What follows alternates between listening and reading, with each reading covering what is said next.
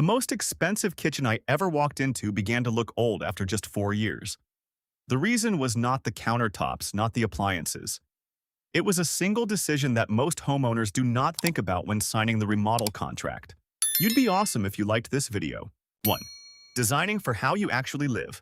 There is a question I often ask homeowners before starting any kitchen project. How will your kitchen be used on a normal Tuesday? Not a party day. Not when there are guests. A normal Tuesday morning when you just woke up, are brewing coffee, and need to prepare breakfast before 8 o'clock. That question completely changes how people make decisions. Because most of what we see on Instagram or Pinterest is designed for exactly one moment, the moment the photo is taken. Open shelving looks perfect in photos, but living realistically with it every day means everything always has to be in a picture-ready state. A glossy, all-white kitchen looks its best exactly on the completion day. After 2 weeks of actual cooking, you begin to see every grease splatter like a scratch on something that should never have been used for real. The veteran designers I know all share the same habit. They ask a lot of questions before putting pen to paper for a design. Do you cook often? How many people usually stand in the kitchen at the same time? What do you hate most about your current kitchen? Those questions are more tedious than flipping through a countertop catalog, but they are exactly what decides whether the new kitchen will make you happy after 5 years or not. Timeless design is not about avoiding all trends. It is about choosing things that serve your real life, not the life in photos. The kitchens I see that are still loved after 15 years usually share one thing in common. The homeowners do not need to be careful when living in them. They just live, and the kitchen keeps up. But there is one decision that most homeowners get completely wrong right from the blueprint, and it affects everything you do in the kitchen every day. 2. The work triangle. The work triangle sounds like a concept from a 1950s design textbook, but here is the truth. I have never met a homeowner who complained that their kitchen was too easy to move around in when cooking. Complaints to the contrary are countless. The basic principle is very simple. The 3 most heavily used points in the kitchen, the sink, refrigerator, and stove, need to be placed close enough together so that moving between them when cooking does not become an exercise routine. When that triangle is broken by an island that is too large or a layout that is too ambitious, you will not notice it right away. You only notice it after about 3 months, when you begin to feel like you are working too hard in your own kitchen. The reason this principle is being ignored more often is because double islands look incredibly beautiful in photos. 2 parallel islands, wide open space, and endlessly long countertops. I understand that appeal. But if the refrigerator is located at one end and the stove is located at the other end, with a giant island blocking the middle, each time you need to grab butter from the fridge while watching a soup pot on the stove is a time you have to walk an unnecessary loop. Multiply that number by every meal throughout the entire year. The minimum clearance around an island should be 42 inches, enough for 2 people to stand and work on 2 sides without bumping into each other. Anything less than that, you will feel it every day, especially on busy evenings when the whole family is in the kitchen together. Saying that does not mean a double island is always wrong. If your space is large enough and you design the layout so the work triangle still functions despite having 2 islands, it is completely logical.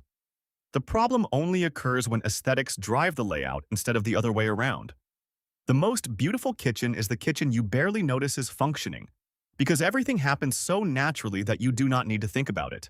3. Lighting. I have walked through countless kitchens that invested $50,000 or $60,000 in cabinetry and countertops, but the lighting consisted of just a single row of recessed lights on the ceiling. Turned on, it is bright, true, but the feeling it creates is more like a dental clinic than a place you want to linger after dinner. An expensive space, but with no emotion at all. The problem is not with the recessed lights. The problem is using them as the sole light source. Flat light shining straight down from the ceiling creates shadows beneath the cabinets, right in the prep area where you need to see most clearly. You are standing and blocking your own light source every time you cook. The kitchens that maintain a warm and expensive feel, over time almost always have at least 3 layers of light. Under cabinet lighting shines straight down onto the countertop, correctly handling the shadow issue in the prep area. Pendant lights over the island create a focal point and pull the light down to eye level instead of leaving it all on the ceiling. Toe kick lighting beneath the base cabinets is something few people think of, But in the evening, it creates depth that makes the kitchen look significantly wider and taller without needing any extra major light sources. Saying that does not mean the more lights, the better. LED strips are being heavily abused in many recent remodels.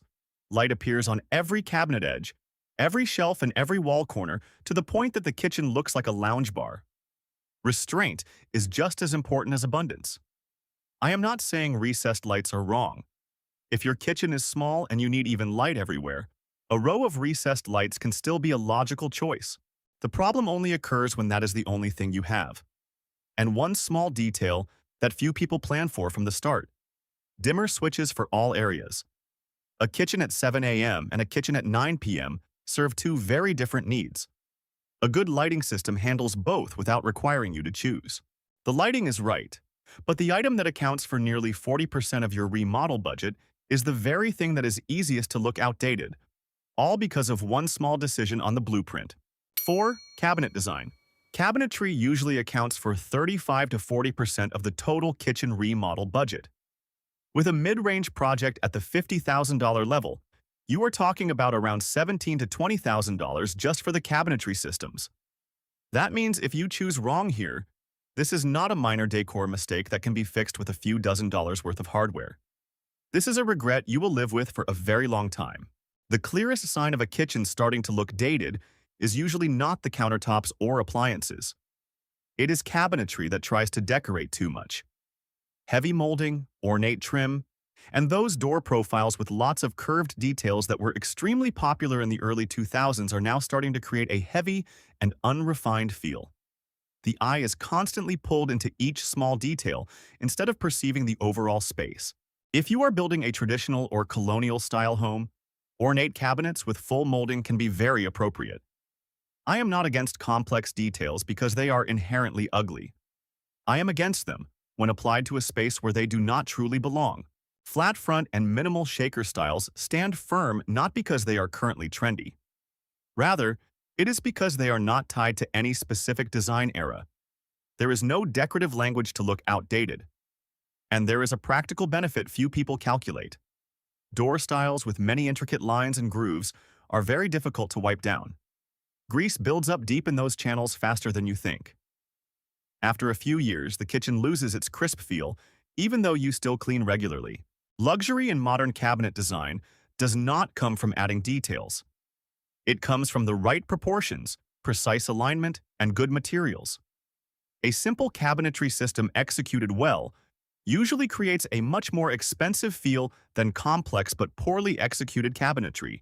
That is something showrooms never tell you while you are flipping through the catalog. 5. Wood tone. If you have ever lived in a house built in the 90s or early 2000s, you know exactly what I'm talking about. Orange yellow maple. When newly finished, that color tone created a warm and high-end feel by the standards of that time. Every guest who came over gave compliments. The homeowner was proud. Then, about 8 to 10 years later, no one could clearly explain why, but the entire kitchen began to feel heavy and dark. The cabinetry was still good in quality. Nothing was broken. It was just that the yellow undertone began to react very differently with modern LED lighting and the newer materials around it. The result is a kitchen that looks dated even though the homeowner did nothing wrong. That is why the saying, "wood is timeless," is only half true. Wood itself is indeed timeless. But not every wood tone is. There are color tones so tightly bound to a specific aesthetic period that when that period passes, they drag the entire kitchen down with them. White oak and walnut are highly favored currently, not simply because of a trend. Walnut goes with classic marble, matte black hardware, or brushed brass without clashing with any of them. White oak creates warmth without pulling the space yellow as the light changes by the hour of the day. Both are highly adaptable, something that orange-yellow maple completely lacks. And more importantly, both allow you to change the hardware or pendant lights later on without needing to worry that the wood will clash with the new direction. There is a principle I often use when consulting. If the first time you see a wood tone, you feel it is too impressive, too striking, or too high-chanced, you will probably get tired of it sooner than you think. Kitchens that are still loved after 12 or 15 years usually do not try to shock from the very start. They create a pleasant feel long enough for everything else in life to change around them, while the kitchen still feels right in place. And if you are concerned about the budget, this is also a decision that directly affects the ability to refresh the kitchen later on. A neutral wood tone allows you to change the pendant lights, hardware, or even the backsplash without worrying that the entire wood color will be out of tune with the new path. Saying that does not mean dark walnut or a strong wood tone is always the wrong choice. If your entire house goes in a dark and moody direction, a dark wood tone can be very coherent. This principle only applies when you are choosing without a clear overall vision to rely on. Next is the surface that occupies the most visual space in your kitchen, and the reason why the thing that looks the best in the showroom usually causes the most exhaustion after a few years of living with it. 6. Countertops. Walking into a stone showroom, seeing a marble slab with black veins running vertically, dramatic and cinematic. It is very hard not to be attracted immediately. I understand that feeling completely. But here is the thing the salesperson at the showroom has no reason to tell you. The countertop is the surface your eyes contact the most in the kitchen, every day, with no days off. Not the cabinetry, not the appliances, the countertop. And when it is too dominant, over time your brain begins to process it as background noise that causes fatigue in a very silent way. Natural marble is beautiful, no one denies that. But calcium carbonate reacts with acid, lemon juice, red wine, vinegar, and even some types of hard tap water can all leave etch marks if not wiped up in time. I have seen homeowners gradually begin to avoid cooking certain dishes right in their own kitchens out of fear of staining the countertop. They place cutting boards on top of the marble every time they cut a lemon. They wipe it immediately when there is a drop of water. That is no longer comfortable cooking. When the material begins to control how you live in your house, something has gone in the wrong direction. Quartzite is becoming a strong choice in luxury kitchens currently for that reason. It is still natural stone. It still has movement and depth, but it is significantly harder and less sensitive to acid than marble. A honed finish is also being preferred by many designers over a polished one. The matte surface creates a more sophisticated feel and reflects less light in a way that causes uncomfortable glare when standing to cook for a long time. The simplest principle: the countertop should support the kitchen, not try to become the entire kitchen. If the cabinetry already has a prominent wood grain, the countertop should step back. If the island is the focal point, the perimeter countertop should exercise restraint. A moderate, well-executed countertop usually makes the entire kitchen look more expensive than a slab that is too dramatic, but has nothing around it strong enough to stand next to it. 7. Backsplash. There is one detail I always notice when entering a kitchen for the first time: where my eyes go first. If the backsplash is the first thing I see before even the cabinetry or the countertop, that is usually a bad sign. An ideal backsplash is something you sense but do not necessarily have to see immediately. The problem with many currently popular choices is that they are designed to look beautiful in photos rather than to be lived with. White subway tile with dark grout creates a dense grid pattern that the eyes cannot ignore when you stand in the kitchen. On day 1, it is beautiful. By the 12th month, it begins to feel heavy. And there is a practical problem no one mentions in the catalog. Dark grout stains unevenly after a few years of real cooking, no matter how regularly you wipe it down. The opposite direction being chosen by many designers is to let the backsplash serve as a background rather than the main character. A stone slab running continuously from the countertop or up the wall completely eliminates the visual interruption between materials. Grout that matches the tile color instead of sharply contrasting makes the surface look more seamless and architectural. Both ways rely on the same principle. When the backsplash does not try to attract attention, the entire space looks more expensive in a way that is hard to explain. Zeliga and handmade ceramic are exceptions worth considering if you want texture and personality. Not because they are trendy, but because the slightly imperfect surface of handmade tile reacts with light differently depending on the hour of the day, creating depth that perfect machine-made tile can never achieve. During the day, it is subtle. In the evening, it is distinctly warmer. That is the kind of personality not tied to a specific design moment, so it is very difficult to look dated. The principle I often remind anyone choosing a backsplash: a kitchen only needs 1 or 2 true focal points. If the island or cabinetry is already doing that work, The backsplash should know how to step back. If subway tile with dark grout is what you truly love and you know you will not tire of it after 5 years, go for it. I just want you to make that decision because you truly want it, not because it is flooding Pinterest. 8. Hardware. I once helped a homeowner refresh a kitchen without the budget for a remodel. The cabinetry was still in good shape, but the entire space looked tired and old in a way that was hard to point out. We only replaced the hardware, changing the old pulls to new brushed nickel, which took an afternoon and cost under $400. The next week, her husband asked if you just repainted the cabinets. No one painted anything. It was just that the new hardware made the entire cabinetry look cleaner and crisper in a way that is very difficult to explain if you do not experience it yourself. That is why hardware deserves to be thought through more than most people allocate to it. It is the thing you touch the most in the kitchen.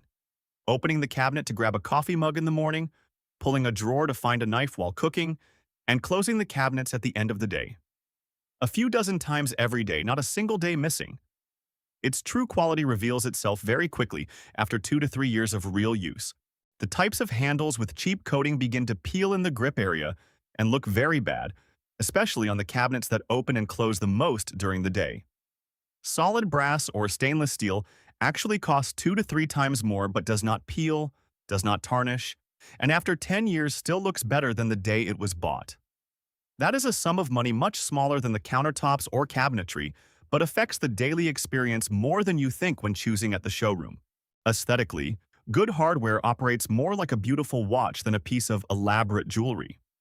You do not need to stare at it, but when you look, it makes the overall setup look more expensive. Brushed nickel, oil-rubbed bronze, or unlacquered brass endures long not because they lack personality, but because their personality is not tied to a specific trend wave. They do not try to attract attention from the very start, and precisely because of that, they do not get tiring over the years. And here is the thing that makes hardware different from every other decision in this article. It is the only thing that can be completely replaced later without a contractor, without a remodel, without a week-long cleanup. Many designers calculate this right from the blueprint, choosing minimalist cabinetry so that, later on, just changing the hardware gives the kitchen a significantly different feel without spending a large budget. There is exactly one thing left. And this is the thing most people designing a kitchen think of first, but the best designers leave for last. 9. Appliances. This is the part that I guess many people have been waiting for since the beginning of the video. And it is also the part where I am going to say the opposite of what most showrooms want you to think. Appliances are usually the first thing homeowners think about when remodeling a kitchen. Which refrigerator, which cooktop, which range hood? The budget for appliances is often very large and comes with a lot of emotions. But here is the truth that few designers say bluntly. Of all the factors that determine whether a kitchen is timeless or not, appliances are the thing that affects the final result the least. The reason is not because they are not important functionally. They are important. But appliances are the fastest thing to look outdated in a kitchen because technology changes constantly, and the design language of each era clings very tightly to them. A specific handle style, a finish color too tied to a particular phase, or a form factor that 5 years later no one manufactures anymore, all of those things can drag your kitchen back to an exact moment in a way that carefully chosen cabinetry or countertops will not do. And there is another practical problem that few people mention. Polished stainless steel looks very high-end in the showroom, but is one of the surfaces that catches fingerprints and water spots the fastest in a real kitchen environment. Wiped clean in the morning, already streaked when looking back in the evening. That is why brushed or matte finishes are being preferred more in many recent remodels, not only for aesthetics but also because they are significantly easier to live with. The trend of panel-ready appliances rising sharply in luxury kitchens also stems from here. Refrigerators and dishwashers are faced with wood panels on the outside, blending into the cabinetry instead of standing alone as a design statement. When appliances disappear into the overall setup, the kitchen can age without being dragged along by any single moment in technology. I am not saying you have to hide everything. If you have a beautiful range and want it to be the focal point of the kitchen, that is completely logical, but then the rest should be simplified to yield the space. A timeless kitchen usually knows how to choose one thing to stand out and lets everything else serve that choice. Your kitchen is yours. If you want dramatic marble, open shelving, or matte black everywhere because that is what truly makes you happy every time you walk in, do it. I just want you to make that choice with full information in hand, not because of a photo that looks good on a screen. Out of these 9 principles, which one do you wish you had known sooner?